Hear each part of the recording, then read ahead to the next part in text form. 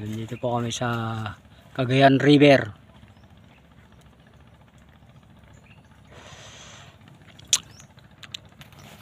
Ito po ang Cagayan River namin dito sa Cagayan Valley.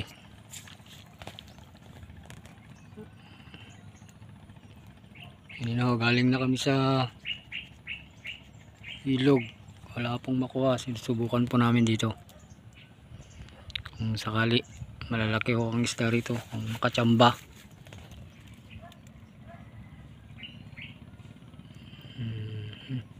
Yan ang kumakagat pero parang maliliit.